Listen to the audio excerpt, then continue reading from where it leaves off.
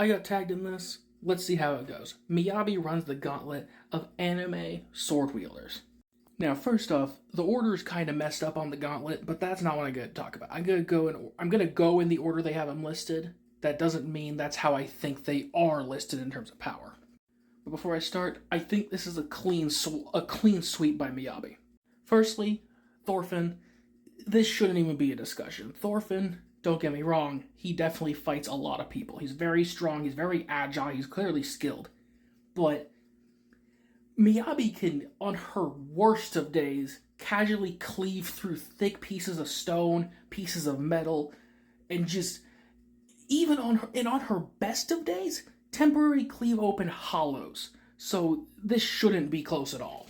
Same should go for Levi. He definitely has a lot more mobility than Thorfinn, but again, that's realistically all he has that's going to even be a factor.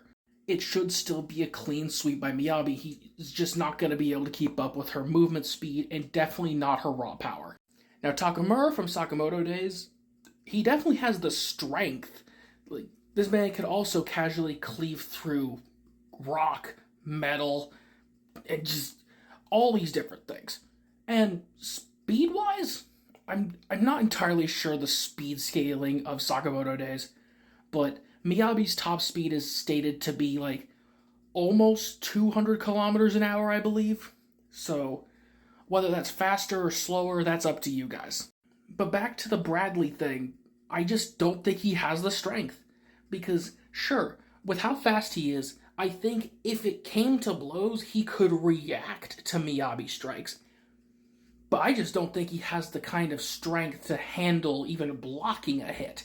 Not only do I think his blade would shatter on impact, but I think, even with a healing factor, I forgot if he had a healing factor like the other homunculi or not, but either way, that healing factor is only just going to make the fight drag on. It's not going to really outlast Miyabi's stamina. I just think Miyabi's going to cut him down.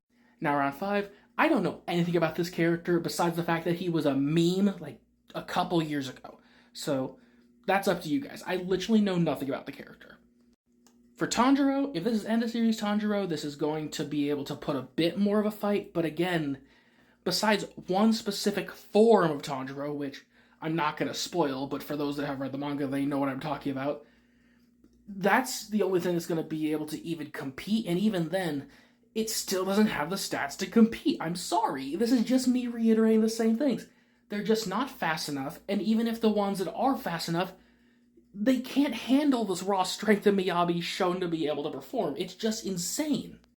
Now, Maki, I'd say if this was a casual Miyabi, if this wasn't her trying to use the full extent of her raw power, I think Maki, with her weaponry and her enhanced body, could definitely take a couple hits from a casual Miyabi, or maybe even a serious one, besides like the all-out unleashed power of Talus.